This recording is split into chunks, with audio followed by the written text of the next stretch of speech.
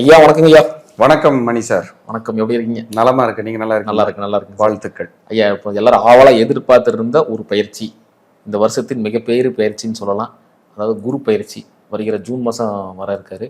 So அதை பத்தி நீங்க கொஞ்சம் சொல்லுங்க ஐயா. அடுத்த ராசி எல்லாம் ஆவலா எதிர்பார்த்துற ஒரு ராசி கன்னி ராசி. எங்க விதி மாறுமா, தலையெழுத்து மாறுமா அப்படின்னு கேட்டு இருந்த ஒரு ராசி தான். அதை பத்தி சொல்லுங்க ஐயா. கண்டிப்பா. கன்னி ராசி அன்பர்கள், அதாவது சார் 11ஆம் இடம்ங்கிறது கன்னிக்கு லாபஸ்தானம்.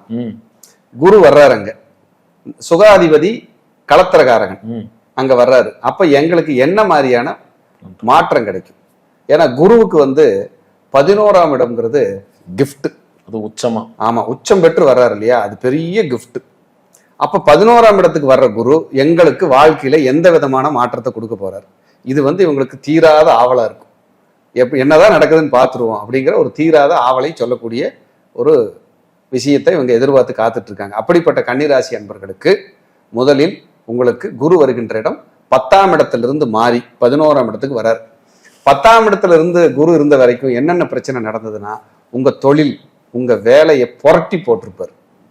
வேலை மாற்றம், தொழில் நெருக்கடி, வேலை நெருக்கடி, வேலையில நிம்மதி இல்லை, வேலை பளு, வேலையில எனக்கு பெரிய போராட்டம், கர்மஸ்தானம் வேற, நான் நிறைய கவலைப்பட்டேன், பிரச்சனையை சந்திச்சேன்னு இப்படி நிறைய அடுக்கிக்கிட்டே போகலாம். இப்போ இவங்களுக்கு 11ஆம் இடமான லாபகுரு வர்றாரு. 11ஆம் இடத்துல குரு வர்றது என்ன அப்படின்னா, அர்ஜுனனுக்கு கிருஷ்ணர் கடவுள், ஒரு சாதாரண மனிதர் அர்ஜுனன் இல்லைங்களா? கண்டிப்பா. அவர் போருக்கு போறாரு, மகாபாரத யுத்தத்துக்கு அவர் போறாரு. அப்படி யுத்தத்துக்கு போகும்போது கிருஷ்ணரே தேரோட்டியா வந்தாராம். எப்படி தேரோட்டியா? அப்ப அர்ஜுனனுக்கு 11ல குருவான், சாஸ்திரத்துல சொல்றாங்க, புராணத்துல.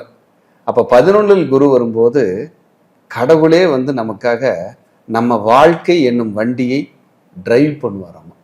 எப்படி டிரைவ் பண்ணுவாராம்? அப்ப அவர் எப்படி ஓட்டிட்டு போவார்? பாதுகாப்பா, பக்குவமா, நிதானமா, வளர்ச்சியை நோக்கி, புகழை நோக்கி, லாபத்தை நோக்கி, அதிர்ஷ்டத்தை நோக்கி, நம்ம கையை பிடிச்சி இலக்கை நோக்கி இனிமையான பயணத்தை அற்புதமா அமைச்சு கொடுத்துருவாராம். கடவுளே நமக்காக டிரைவ் பண்ணுவாராம், ஓட்டுவாராம் அந்த வாழ்க்கைங்கிற வண்டியை. அப்ப அந்த 11ஆம் இடத்துக்கு குரு வரும்போது எவ்வளவு ஒரு அற்புதத்தை அவர் கொடுப்பார், எவ்வளவு ஒரு அற்புதத்தை அவர் அள்ளி கொடுப்பார் அப்படிங்கிறதா இங்க இருக்கிற சூட்சமே.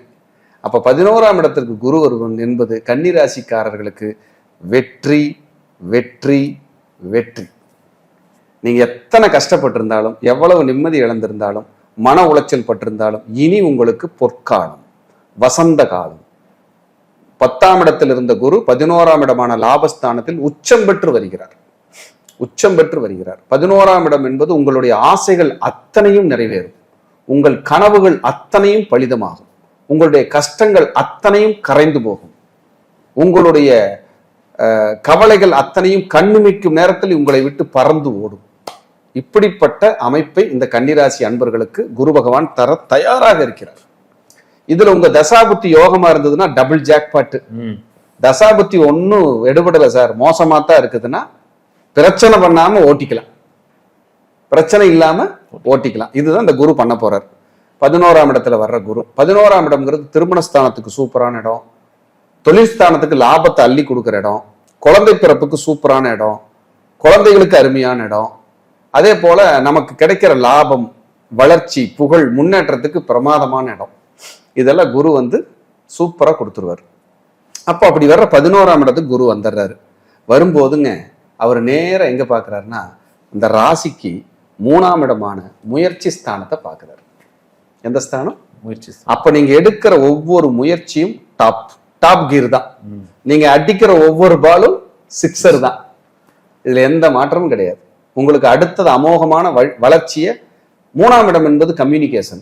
நீங்க ஒவ்வொரு பேச்சு பேசும்போது எல்லாத்துக்கும் பிடிக்கும். ஏன்னா குரு பாக்குறாரு 3ஆம் இடத்தை. அரே அண்ணமா பேசுறான்டா, அழகா பேசுறான்டா, சூப்பர் தம்பி, அருமடா அருமடா, அரும ராஜா அப்படின்னு ஒரு புகழ்ந்து பாராட்டு வாங்கலாம் 3ஆம் இடத்தை குரு பார்க்கும்போது. அப்படி அவங்களுக்கு ஒரு பூரிப்பாயிருமா. விளையாட்டு துறையில் இருப்பவர்களுக்கு சாதனை கன்னி. 3ஆம் இடத்தை குரு. போட்டித் தேர்வுகளில் வெற்றி, டாக்குமெண்ட், தடப்பிரச்சனை, நிலப்பிரச்சனை, இடப்பிரச்சனை ஏதாவது இருந்தா சரியாகும், இஎன்டி ப்ராப்ளம் இருந்தா சரியாகும், காது மூக்கு தொண்டை பிரச்சனை இருந்தா சரியாகும். ஒரு இடம் விற்காமையே இருக்கு சார், வித்தரலாம். ஒரு வீடு விற்க முடியாமையே இருக்கிற சார், வித்தரலாம். தாயாருக்கு அட்மிட் பண்ணியிருக்கிறேன் சார், ரெடி ஆயிடுவாங்க. ஒரு வாகனம் வந்து எடக்கு எடுத்துக்கிட்டே இருக்கு சார், சிரமமா இருக்கு சார், வித்துட்டு புது வாகனம் வாங்கலாம். இப்படி எல்லா வகையிலையும் அவர் பாசிட்டிவ் பண்றாரு. 3ஆம் இடத்தை குரு பார்க்கறதுனால. ஏன்னா 3ஆம் இடம்ங்கிறது ஏன் புது செல்போன், காஸ்ட்லியான செல்போன், காஸ்ட்லியான வாட்ச், காஸ்ட்லியான லேப்டாப், ஐபேடு எல்லாத்தையும் வாங்க வைப்பார். 2 வீலரோட காஸ்ட்லியா வாங்க வச்சிருவாரு சார். 2.25 லட்சமா இந்த புல்லட்டு, 7.25 லட்சமா அந்த பைக் BMW, இதெல்லாம் நான் வாங்க போறேன்னு வாங்கி கொடுப்பாராம். கொஞ்சம் வசதியான நபர்களுக்கு இது பழிக்குமா சார்? வசதி எல்லாம் இல்லை சார், சைக்கிள் வாங்கி கொடுங்க குழந்தைகளுக்கு, வாங்கி கொடுப்பார். இத்தனையும் இந்த குரு பயிற்சியில் செய்ய போறார். அந்த குரு பயிற்சி யோகத்தை நோக்கி, பயணத்தை நோக்கி பயணிக்குது. நேரா அடுத்தது வாங்க, குரு 5ஆம் இடத்தை பார்ப்பார்.